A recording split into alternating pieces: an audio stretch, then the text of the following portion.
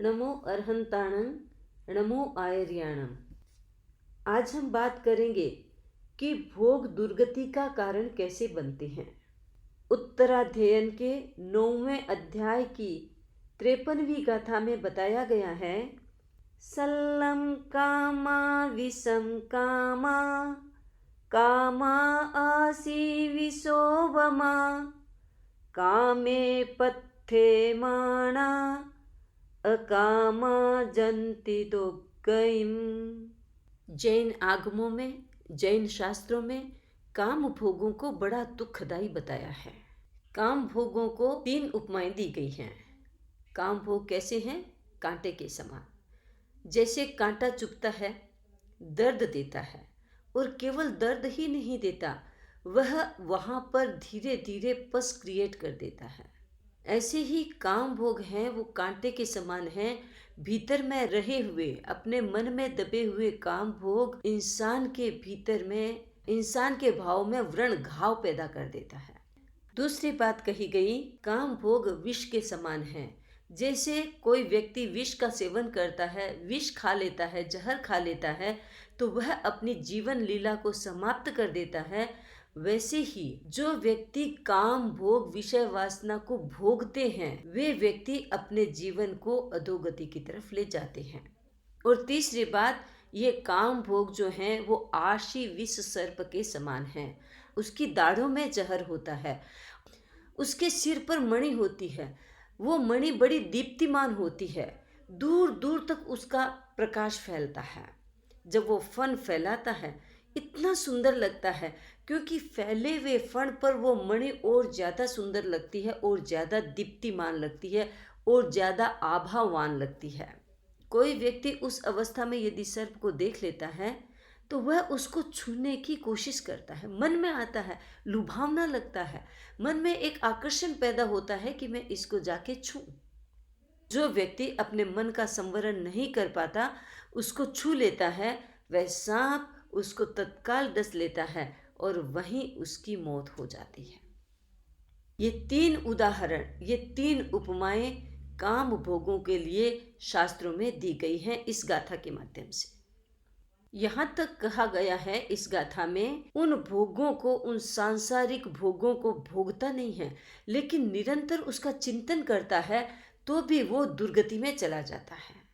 केवल चिंतन से आदमी अधोगति में जा सकता है।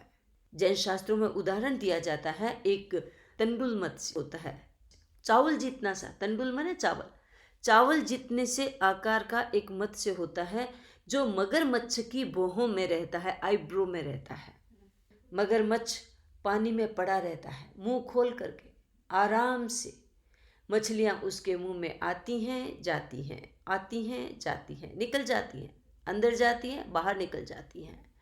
मगरमच्छ उनको खाता नहीं, लेकिन वो तंडुल मत्स्य, एकदम छोटा सा प्राणी, मन में सोचता है ये मगरमच्छ कितना मूर्ख है, इसके मुंह में इतनी मछलियां आ रही हैं, एक को भी नहीं खा रहा।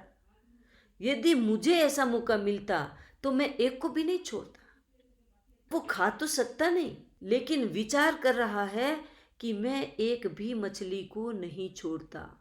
ये भाव उसके भीतर में गहरे बनते हैं, और जब जब वो मछली को देखता है, वो एक ही तरह का विचार करता है, और ऐसे विचारों से वह अपना जन्म बिगाड़ लेता है। अभी तो वो मत्स्य है, उसके बाद में वो 7वीं नरक के कर्म बांध लेता है। कितने भयानक दुख होते हैं 7वीं नारकी के, वो सर्वोत्कृष्ट दुख होते हैं। दुनिया में 7वीं नारकी के दुखों से ज़्यादा कोई भी दुख नहीं होता, कोई भी कष्ट नहीं होता। यहाँ तक कि यदि किसी व्यक्ति को जलती अग्नि में डाल दिया जाए, उसमें जो दुख होता है 7वीं नारकी में, उससे अनंत गुना ज़्यादा दुख होता है, कष्ट होता है। वो सर्वोपरि दुख होते हैं, सर्वोत्कृष्ट दुख होते हैं 7वीं नारकी के। इंसान अपने जीवन के बारे में सोचे। मन में ये विचार आ सकता है, क्योंकि आप लोग इस गाथा को जो सुन रहे हैं वो गृहस्थ लोग हैं। आपके मन में विचार आ सकता है कि हमारा जीवन ही इन सब चीज़ों पे टिका हुआ है। यदि काम भोग विषय वासना से दूर ही रहना है, तो फिर साधु ही क्यों नहीं बन जाते। साधु नहीं बन सके गृहस्थ हैं तो ये सब चीज़ें तो जीवन का पार्ट होती हैं। फिर इन सब चीज़ों को हम किस प्रकार से देखें, किस प्रकार से सोचें। बात सही है, जो गाथा कही गई है ये एक आध्यात्मिक सत्य कहा गया है, ये एक शाश्वत सत्य बताया गया है।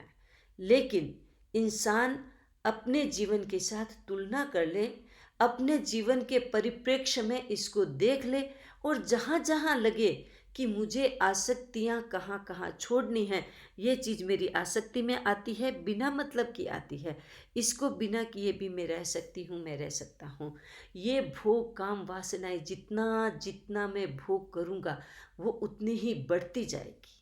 जब खुजली आती है तो इंसान खुजली करता है, एक जगह से दूसरी जगह आना शुरू हो जाती है, दूसरी जगह से तीसरी जगह आना शुरू हो जाती है, खुजली बढ़ती जाती है।